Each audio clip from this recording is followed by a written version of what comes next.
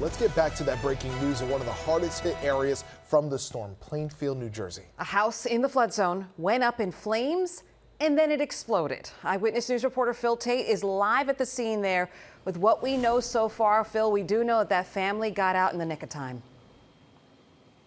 They got out in the nick of time, Shirley, and I'm also learning that this family had only been in this home for about 2 years. I just spoke with a neighbor just a short time ago. They say in this area, they deal with flooding. They say it's the name of the game to prepare, but they say last night it was intense. They say that it was about after those waters started to recede that this happened, this house explosion. You're taking a live look right now at what's left behind. They say it was so intense, it was almost left a tremor that went through your body. Now this morning, you're taking a live look at what's left behind. The front frame of the home face down, laying up top of this front yard, the home that once stood tall left in shambles, even siding that's scattered, wooden slats spread across these two driveways, blown out windows, shattered glass, and the top of the home is blown off. Now, law enforcement tells us this home here on Parkview Avenue, it caught fire and exploded just before 11:30 last night.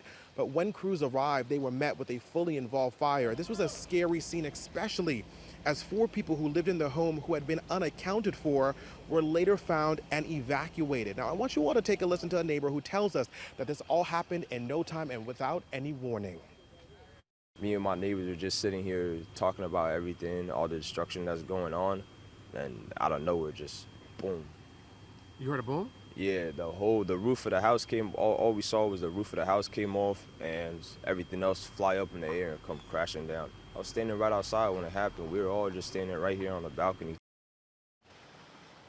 Yeah, and that same neighbor, Jason, tells me he can't believe that this happened right across the street from where he lives. That's just downpours last night. So could Tri-State, leaving several neighborhoods like Plainfield underwater. I mean, these were the conditions as that water poured onto roadways. Drivers had to face a lot last night, many of them at a standstill for hours.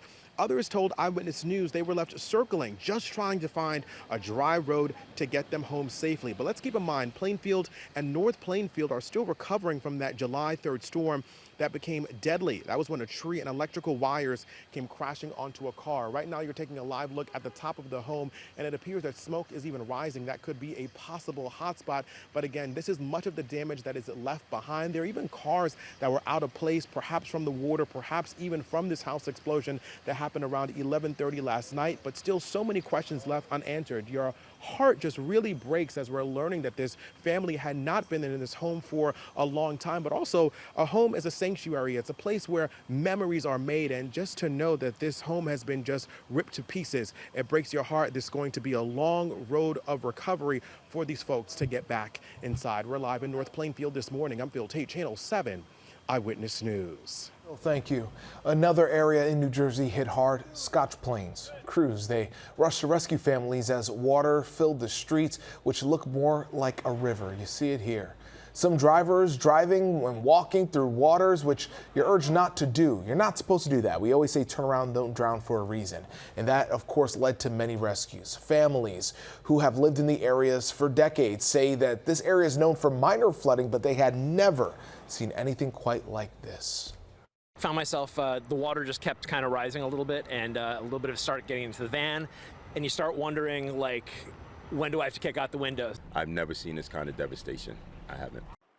Even after the rain stopped, many of the roads, including the main one through town, Route 22, was also shut down. New Jersey Governor Phil Murphy declared a state of emergency for the state, and later this morning, he does plan to tour the storm damage in parts of Union County. Okay, plenty of damage reported across the tri-state, including Westchester County. Yes, we find Eyewitness News reporter Lindsay Tuchman joining us live in Elmsford after the village declared a state of emergency. So how are things looking this morning? I see the road is still closed behind you. Yeah, Pedro, Charlene, things are certainly looking better than they were yesterday evening, but the worst of it still isn't over because folks are waking up this morning to many road closures still, despite the rain being over. We are here in the village of Elmsford where there is a state of emergency effect, which basically means that emergency officials can do whatever it takes to make sure people, property, vehicles, what have you, remain safe amidst the flooding. I'll take a step out here so you can see the closures here along the Sawmill River Parkway, which of course is a major thoroughfare that that people will be driving on for the morning commute. And indeed they were yesterday. But right now where we are along the entrance to the northbound portion of the road along Route 119, which is Main Street here in Elmsford, you could see an abandoned vehicle there. And there was some flooding along the Empire State Trail, which runs along the entrance to the highway here, that has started to recede a little bit. So that's good news. But there still are many closures and some cars driving by, as well as emergency vehicles kind of looking to see what can we reopen. Is it safe to drive this morning? So as they are still working on that, I do want you to take a look at some video of the Sawmill River itself, which did rise very high during that heavy rainfall yesterday. You can see it's filled with garbage and debris, pieces of branches and other objects that kind of got swept up in the storm yesterday evening. So it's really a good example of what folks were dealing with last night. But it is all over Westchester County that felt the brunt of this heavy rainfall. Check out a video from yesterday evening of a gas station in nearby Valhalla. The water there essentially led to rivers flowing along the gas pumps, making just a mess. There was giant rocks and garbage and debris just kind of floating around, and it also left drivers stranded. I don't want to drive over the debris, so I'm going to wait for my husband to come get me. I heard that a bunch of the roads were closed over there and some cars got swept away. This is crazy. I've been sitting in this parking lot for about 2 hours. I pulled over because you really couldn't see. Now back here again, there is that state of emergency effect, but we are just learning actually there are some emergency crews that just arrived here that are considering reopening this portion of the road. So that would be really good news for drivers. They've been driving kind of along the Sawmill River Parkway this morning, evaluating whether each entrance and each exit is safe for cars to get on. So it looks like that may be the case somewhat soon. So we will keep our eyes on that. And I know Heather O'Rourke will be following along those various closures for the morning commute in her traffic report as well. For now, we're live in Elmsford. Lindsay Tuchman, Channel 7 Eyewitness News. Lindsay, thank you. Imagine waking up to this. The storms uprooted a tree, causing it to crash on at least 3 cars on Manhattan's Upper West Side. This was at West 95th Street and Columbus Avenue. Thankfully, no injuries were reported. In Rockland County, flash flooding in Nanuet swamped the parking lot of Rockland Plaza with nearly a foot of water, partially submerging some cars. Clarkstown police say no one was trapped. The town of Clarkstown supervisor says tow trucks removed 2 vehicles. He reminded people not to risk driving through standing water. We've been saying that a lot this morning. And this is on Chestnut Ridge Road. Take a look here near Old Nyack Turnpike. In Spring Valley, several vehicles, including a school bus, had to back up to avoid driving through that standing water. That's exactly what we keep telling people to do.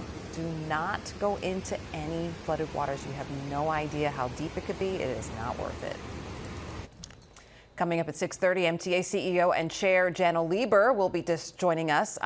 He's going to be discussing how the subways and rails fared during all of that flash flooding. So stay with Eyewitness News as we continue to follow the cleanup from the flooding in parts of the tri-state area. Also look for the latest by heading to ABC7NY. I cannot wait to talk to Janno about what we saw, that rushing water in the subways. Yeah, it was something else. We're going to learn exactly what they're doing to make sure that doesn't happen this morning. But you're never more than 7 minutes away from weather and traffic. Let's get to meteorologist Brittany.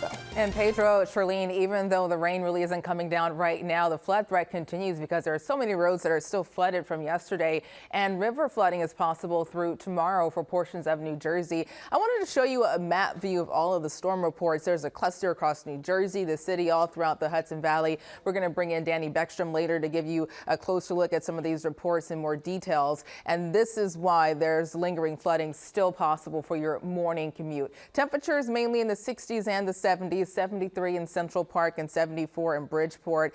Thankfully, the heaviest rain is moving well offshore, but it is still wet, especially along the South Shore. That's the case near Hempstead, Lindenhurst, Cherry Grove, all the way towards Brookhaven, and a downpour moving towards Southampton if that holds together. But today, rain will be just isolated. It's not widespread and not as heavy compared to what we saw yesterday. Some spots could even stay dry throughout this afternoon. But temperatures warm up into the mid to upper 80s, 85 in the city and 85 as well in Montauk. Morristown close to 90, the same in Sussex. Patterson 90 for you, and Elizabeth 88. So we're heating up thanks to some slightly drier air coming in. As a result, heat indices could climb as high as 95 degrees in some areas. Temperatures continue to climb into the upper 80s and lower 90s Wednesday and Thursday. Heather?